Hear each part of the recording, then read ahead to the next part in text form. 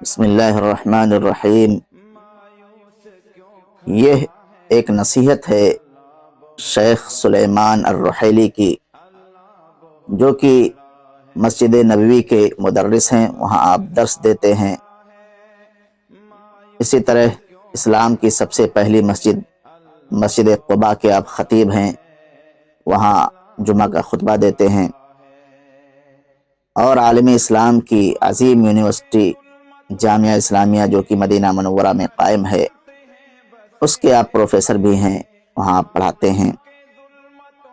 ایک اہم اور قیمتی نصیحت انہوں نے مسلمانوں کو کی ہے، جس کو ہمیں سننا چاہیے اور اپنی زندگی کے بارے میں، زندگی کے مقاصد کے بارے میں غور و فکر کرنا چاہیے۔ آپ کہتے ہیں کہ میری عمر 60 سال کے قریب پہنچ چکی ہے۔ میرے بھائی، اللہ کی قسم کھا کر کہتا ہوں، انسان کی عمر جب ڈھل جاتی ہے تو اسے زندگی کے ان اوقات اور لمحات پر افسوس ہوتا ہے جسے اس نے طاقت و قوت ہونے کے باوجود ضائع و برباد کر دیا۔ پھر آپ کہتے ہیں جو آپ کی عمر ڈھلتی جائے گی، یقین جانیں آپ لاغر و کمزور ہوتے جائیں گے۔ اب آپ وہ بہت ساری چیزیں کرنے کی طاقت نہیں رکھتے جو پہلے کر سکتے تھے۔ اللہ کی قسم، سب سے زیادہ حسرت و افسوس زندگی کے ان ایام اور اوقات پر ہوگا جس میں انسان کچھ حفظ کر سکتا تھا، کچھ علم حاصل کر سکتا تھا، قیام اللیل پڑھ سکتا تھا، روزے رکھ سکتا تھا، مگر مرور وقت کے ساتھ اس کے جسم کی طاقت و قوت ختم ہو جاتی ہے۔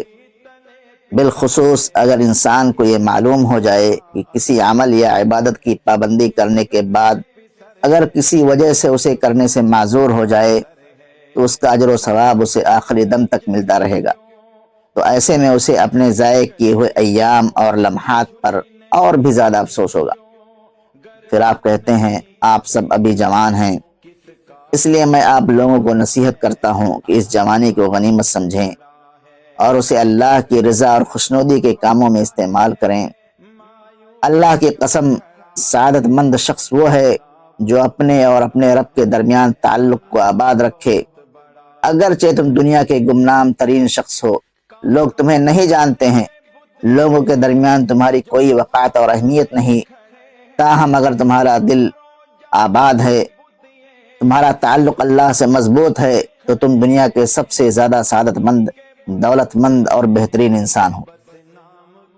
اس لیے اپنے دلوں کو آباد رکھیں اور صحیح راستے پر گامزن رہیں، اس کے سوا کسی اور چیز کی پرواہ نہ کریں۔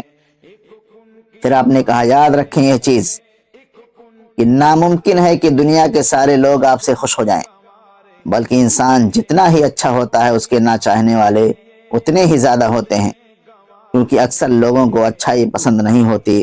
اس لیے لوگوں کی پرواہ نہ کریں، اللہ کے ساتھ تعلق کو آباد رکھنے کی کوشش کریں، ثابت قدم رہیں اور صحیح راستے پر چلتے رہیں یہاں تک کہ اللہ سے ملاقات کا وقت آ جائے۔ یہ ایک نہایت اہم نصیحت ہے جو خاص کر آپ نے نوجوانوں کو دیا ہے، اسے ہمیں سننا چاہیے اور اس نصیحت پر غور کرنا چاہیے اور اللہ رب العالمین سے اپنے تعلق کو مضبوط کرنا چاہیے۔